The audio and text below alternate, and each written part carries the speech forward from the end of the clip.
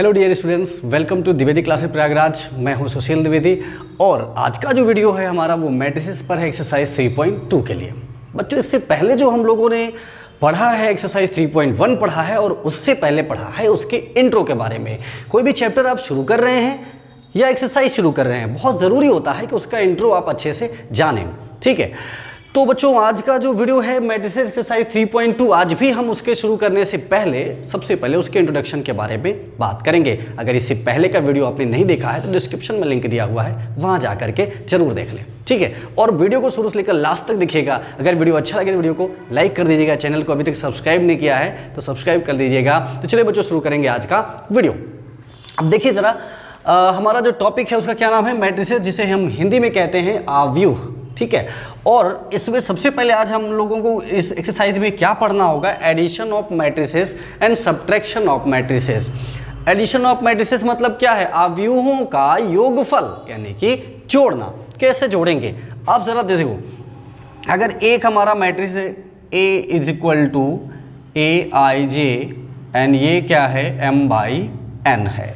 ठीक है, और एक दूसरा मैट्रिक्स है वो क्या है B is equal to BIJ और इसका ऑर्डर क्या है M/N है।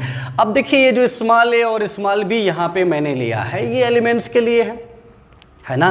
और IJ क्या होते हैं, मैंने बताया था ना कि किसी भी मैट्रिक्स में जो रो होते हैं और कॉलम होते हैं ना, उन्हीं को यहाँ पर रिप्रेजेंट करते हैं I और J करके। ठीक है, अब बच्चों गौर करने वाली बात ये है कि मैं आपको इसका सम बताने वाला हूँ। ठीक है, कि कैसे ऐड करते हैं मैट्रिक्स को। और यहां पे मैंने क्या कहा कि अगर कोई ऐसे दो मैट्रिक्स हैं या कोई ऐसे दो आव्यूह हैं जिनका ऑर्डर सेम होना चाहिए, याद रखिएगा बच्चों, M/N मैंने A वाले मैट्रिक्स में भी लिखा है और B वाले में भी। इसका मतलब है पहली कंडीशन तो यही है कि अगर आप मैट्रिक्स को जोड़ना चाहते हो तो सबसे पहले बच्चों क्या होना चाहिए, उनका जो ऑर्डर है वो क्या होना चाहिए, सेम होना चाहिए। ठीक है, अगर सेम ऑर्डर नहीं है तो आप नहीं जोड़ सकते। अब क्या है अगली बात, अगली जो जरूरी बात है वो ये है कि जब भी हम दो मैट्रिक्स को ऐड करते हैं बच्चों, उनके जो करस्पॉन्डिंग एलिमेंट्स हैं ना वही जुड़ जाते हैं। समझ रहे हो? चलो एक एग्जांपल लेता हूं। मान लो मेरा ये एक A है और यहां पे है 1 2 3 4। ठीक है, एक मैट्रिक्स लिया और दूसरा ले लेते हैं B कितना है 4 7 6 0। अब यहां पे मैंने एक एग्जांपल लिया है अलग अलग, इसके अलावा भी कुछ और भी हो सकता है, ऐसा कोई जरूरी तो है नहीं कि यही हो। पर यहां पे अगर मुझे A प्लस B निकालना हो, मतलब ये है कि इस मैट्रिक्स को इस मैट्रिक्स के साथ जोड़ना है तो। हाँ, अब देखो ना, दोनों का ऑर्डर सेम है ना, बिल्कुल सेम है, तो हम जोड़ सकते हैं। तो मैंने अभी क्या बताया था कि आप क्या करोगे, उनके जो करस्पॉन्डिंग एलिमेंट्स होंगे उन्हीं को जोड़ दोगे, करस्पॉन्डिंग एलिमेंट्स या संगत अवयव। अब जरा देखो, यहाँ पे 1 है और 1 के प्लेस पे यहाँ पे क्या मिल रहा है, 4 मिल रहा है। इसका मतलब इसे हम 1 + 4 लिख देंगे। और यहाँ देखो 3 है ना, और यहाँ क्या है 7 है। इसका मतलब ये 3 + 7 हो गया। यहाँ ये 2 है और 2 के करस्पॉन्डिंग यहाँ क्या है 6 है, यानी 2 + 6 हो गया।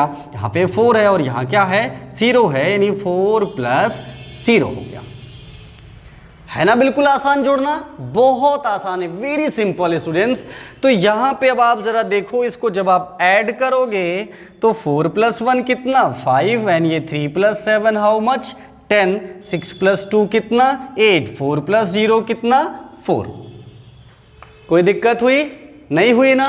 तो किसी भी मैट्रिक्स को बच्चों जोड़ना है तो इसी तरह से आप करेंगे। ठीक है ना, वहां पे क्या होगा कि सबसे पहले आप देखोगे कि दोनों मैट्रिक्स के ऑर्डर क्या हैं, सेम हैं। अब ऑर्डर सेम है तो उनके जो करस्पॉन्डिंग एलिमेंट्स हैं बिल्कुल इसी तरह से हम जोड़ देंगे। ठीक है ना। तो उम्मीद करता हूं कि आपको एडिशन अच्छे से समझ में आ गया होगा। अब एडिशन समझ में आ गया है तो अगली बारी किसकी है, सब्ट्रैक्शन समझने की। तो चलिए सब्ट्रैक्शन समझते हैं अच्छे से। सब्ट्रैक्शन का मतलब होता है घटाना, अवयवों को घटाना। तो बच्चों देखिए बहुत सिंपल है, जैसे आपने ऐड किया है ना बिल्कुल उसी तरह सब्ट्रैक्ट करना है। यहां भी कंडीशन है कि इनका जो ऑर्डर है सेम होना चाहिए, ऑर्डर ऑफ मैट्रिक्स यानी अवयव का क्रम। जो लोग भूल गए हो याद दिला दूं, मैंने बताया था किसी भी ऑर्डर ऑफ मैट्रिक्स को हम कैसे लिखते हैं, m/n टाइप का, और m क्या होता है, नंबर ऑफ रो है ना, यानी पंक्तियों की संख्या, और n क्या होता है, नंबर ऑफ कॉलम यानी कि स्तंभों की संख्या। ठीक है, तो चलिए आगे बढ़ते हैं। अब अगर यहां भी मैं एक एग्जांपल ले लेता हूं तो आप बेहतर समझ पाएंगे इसको। जैसे ए में यहां पे 4 2 3 0, हाँ, और एक दूसरा मैट्रिक्स है बी, यहां पे है 7 0 3 5, ऐसे कुछ भी नंबर्स हो सकते हैं। ठीक है, यहां पे हम एग्जांपल समझ रहे हैं। तो जब हम यहाँ क्या करेंगे, a माइनस बी लेंगे, तो मैंने एडिशन में क्या कहा था, ये कहा था कि दोनों मैट्रिक्स के जो करस्पॉन्डिंग एलिमेंट्स होंगे उन्हीं को आप ऐड कर देते हो। तो यहां भी वही है, बस लास्ट का मैं बदलूंगा। जहां पे मैंने बोला था करस्पॉन्डिंग एलिमेंट्स को ऐड करोगे, यहां पे कहूंगा कि करस्पॉन्डिंग एलिमेंट्स को सब्ट्रैक्ट करोगे। जैसे देखो यहां पे 4 है ना, 4 के प्लेस पे करस्पॉन्डिंग में b में क्या है, 7 है, मींस बच्चों ये 4 माइनस 7 हो जाएगा। ठीक है, अब यहाँ पे 2 है और इधर क्या है 0, यानी कि 2 माइनस 0। यहाँ पे 3 है और इधर क्या है 5, यानी कि 3 माइनस 5। यहाँ पे 0 है और इधर है 3, यानी कि 0 माइनस 3। आई बात समझ में? बिल्कुल आसान है। उसी तरह से है ना, एक चीज याद रखना, हो सकता है कि दूसरे वाले मैट्रिक्स में पहले से ही कोई माइनस का साइन लगा हुआ हो, तो फिर ये प्लस हो जाएगा। समझ रहे हो? मान लो सपोज ये -5 होता, तो यहाँ पे जो मैंने 3 माइनस 5 लिखा था इसको, ये 3 प्लस 5 हो जाता, बिकॉज एक माइनस ऑलरेडी है और एक माइनस तो हम लेंगे जहां से सब्ट्रैक्ट कर रहे हैं। ठीक है, तो याद रखिएगा। अब बिल्कुल उसी तरह सिंपली जैसे सब्ट्रैक्ट किया जाता है, 4 minus 7 minus 3 and 2 minus 0 2, 3 minus 5 minus 2, 0 minus 3 minus 3। आया समझ में? कोई दिक्कत तो नहीं है? बिल्कुल नहीं होगी। एडिशन एंड सब्ट्रैक्शन मैट्रिक्स का बहुत ही आसान है, बिल्कुल बेसिक लेवल है ये। ठीक है, अभी आएंगे एक्सरसाइज पे तो वहां के क्वेश्चन भी देखेंगे। हाँ, हम समझ रहे हैं, तुम कह रहे हो कि अभी बड़े बड़े मिलेंगे, अरे वो भी हो जाएंगे। ठीक है, अच्छा एक बात और, अब इसके बाद हम क्या पढ़ेंगे, मल्टीप्लीकेशन के बारे में। उससे पहले भी स्केलर मल्टीप्लीकेशन क्या है जरा सा ये समझ लेते हैं। ठीक है, तो बच्चों जो स्केलर मल्टीप्लिकेशन ऑफ मैट्रिसेस है, या जिसे अदिश गुणन भी कहते हैं अवयव का, बहुत आसान है। जैसे कोई a एक अवयव है और k से मल्टीप्लाई हो, तो इसे ka लिखूं या ak लिखूं कोई फर्क नहीं पड़ता है। मैं बिल्कुल शॉर्टली आपको बताऊं एक्चुअली ये है क्या। जैसे एक कोई मैट्रिक्स है a का है यहाँ पे 2 3 4 7 ऐसे है। ठीक है, अब यहाँ पे किसी नंबर का मल्टीप्लिकेशन हो रहा है, लाइक 5a। तो ये जो 5a देख रहे हो ना, मैट्रिक्स A में 5 का मल्टीप्लाई हो रहा है, तो ये जो मैट्रिक्स है इसके सारे एलिमेंट में आपको 5 का मल्टीप्लाई करना है। यानी 5 2s are 10, 5 3s are 15 and 5 4s are 20, 5 7s are 35। ठीक है, स्केलर मल्टीप्लिकेशन समझ में आया? बिल्कुल सिंपल सी बात है। किसी मैट्रिक्स के बाहर कोई नंबर लिखा हुआ है तो उसका अगर उसके अंदर मल्टीप्लाई करना है तो वो सारे एलिमेंट के साथ मल्टीप्लाई होता है। ठीक है, अब हम बात करेंगे, स्केलर की बात हो गई तो अब मल्टीप्लिकेशन की तो बात कर लें, है ना। तो मल्टीप्लिकेशन में क्या होता है बच्चों, if a is equal to aij, याद रखना ये जो स्मॉल से हम डिनोट करते हैं वो एलिमेंट्स के लिए होता है और जो कैपिटल से करते हैं वो मैट्रिक्स के लिए होता है।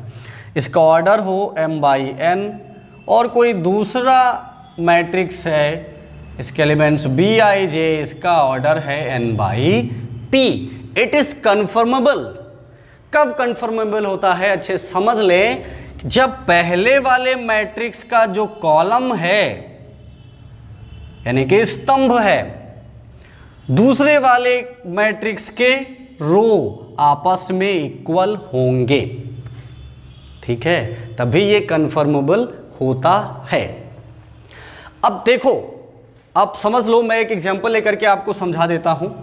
सिंपली जैसे मान लीजिए एक ये दिया हुआ है, अब आप कहोगे कि अगर ये मान लो यहाँ पे मैंने कॉलम और रो की बात किया है, अगर ऐसा हो कि दोनों का ऑर्डर ही सेम हो तो कोई दिक्कत नहीं, तब तो हो ही जाएगा, फिर तो कोई शक की बात ही नहीं है। क्योंकि कभी कभी क्या होता है, सीधा क्वेश्चन पूछ लेता है कि क्या यहाँ पे मल्टीप्लिकेशन पॉसिबल है, तो वहां पर फिर हम ये चीज देखते हैं। बाकी ऐसे दो मैट्रिक्स जिनका सेम ऑर्डर है वहां पे तो कोई परेशानी नहीं, उनको तो हो ही जाना है, ठीक है। अब जैसे एक छोटा सा एग्जांपल लेता हूं मैं, a is equal to 1 2 0 5 and b is equal to 3 2 1 6, ये ठीक है। अब मुझे क्या निकालना है, ए बी निकालना है। यहां पे क्या निकालना है, ए बी। तो बच्चों सबसे पहले आप क्या करो, इसको रख लो, ए को पहले लिखो और बी को बाद में लिखोगे, ठीक है भाई। जिस ऑर्डर में हमसे उन्होंने पूछा है उसी ऑर्डर में हमको इन्हें रख देना है, ठीक है। यहाँ पे ए बी हमने लिख दिया।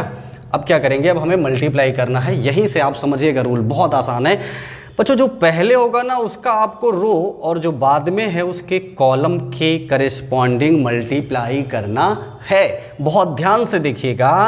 अब जैसे यहाँ पे 1 है ना, और यहाँ पे क्या है 3, यानी 1 × 3, ठीक है। अब दूसरा यहाँ पे क्या है, 0 है, और इसका कॉलम दूसरा क्या है, 1 है, यानी प्लस 0 × 1। आप सोचोगे प्लस क्यों लिख दिया, तो प्लस ही लिखना है हर बार, ठीक है। वो अलग बात है कि अगर पहले से माइनस साइन है तो फिर माइनस भी हो सकता है, प्लस माइनस माइनस होता है।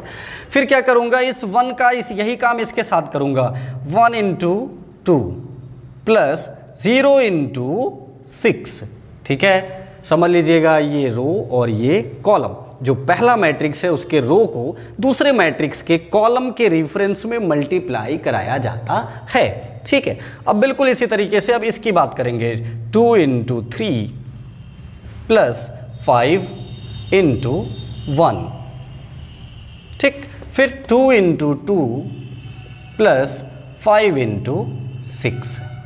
ये है दो मैट्रिक्स के मल्टीप्लाई करने का तरीका। अब अगर ऑर्डर ज़्यादा हो, मैट्रिक्स बड़ा हो, तो वहाँ पे और भी स्टेप बढ़ सकते हैं, पर तरीका बिल्कुल यही है। फिलहाल रही बात ज़्यादा कम की, तो वो भी हम एक्सरसाइज में जब करेंगे क्वेश्चंस, तो वहाँ पर ज़्यादा वाले भी देखेंगे और कम वाले भी देखेंगे, ठीक है। तो अभी इसको देख लेते हैं। अब इसको आप सिंप्लीफाई कर लोगे, ये 3 1s are 3, एंड ये 0 हो जाएगा। 3 + 0 कितना, 3 होगा। ये 2 + 0 ये कितना, 2 ही होगा। 2 3 6 + 5 हाउ मच, 11।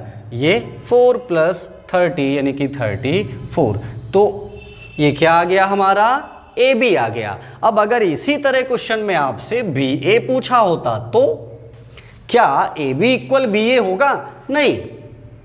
आपको बी ए के केस में क्या होगा, पहले बी मैट्रिक्स यानी बाद वाला मैट्रिक्स पहले रखना होगा, और ए को बाद में रखना होगा, और फिर मल्टीप्लाई का जो ये तरीका है वहां भी यही अप्लाई होना है, ठीक है। तो इस चीज का आपको ख्याल रखना है। अब है हमारे सामने positive integral power of matrix. तो बच्चों आप जान लीजिए, सबसे पहले positive integral power of matrix is defined when A is a square matrix. यानी सबसे पहले ये बात जान लीजिए, ये किसके लिए लागू होती है, जब वो मैट्रिक्स है वो क्या हो, स्क्वायर मैट्रिक्स हो, ठीक है। और कैसे, और ऐसे केस बने जैसे A² है तो इसको A × A लिखा जा सके, और अगर A³ है तो A × A लिखा जा सके। यानी integral power, positive integral power of matrix में कब डिफाइन होता है, जब A कोई स्क्वायर मैट्रिक्स है और उसके साथ में उसको कुछ ऐसे लिखा जा सकता है, A² = A × A, A³ = A × A, ठीक है। And also for any positive integer mn, और क्या है, किसी भी पॉजिटिव इंटीजर mn के लिए A⁴ m into A to power N can be written as A to power M plus N. वैसे तो आपने ये चीज़ एक्सपोनेंट छोटी क्लास में पढ़ा होगा, लेकिन यहाँ पे हम स्पेशली मैट्रिक्स की बात कर रहे हैं, ठीक है। तो इसको ध्यान दीजिएगा, A to power M into A to power N is equal to A to power M plus N. या फिर और क्या हो, A to power M whole power N हो तो इसको हम A to power N whole power M भी लिख सकते हैं, ठीक है। और क्या है थर्ड में, I to power N is equal to I. I को पहचान गए, आइडेंटिटी मैट्रिक्स होता है ना जिसकी वैल्यू 1 होती है। पहले वीडियो में इस पर हम लोगों ने बात किया था, ठीक है। और क्या, A zero is equal to I N where A is a square matrix, ठीक है।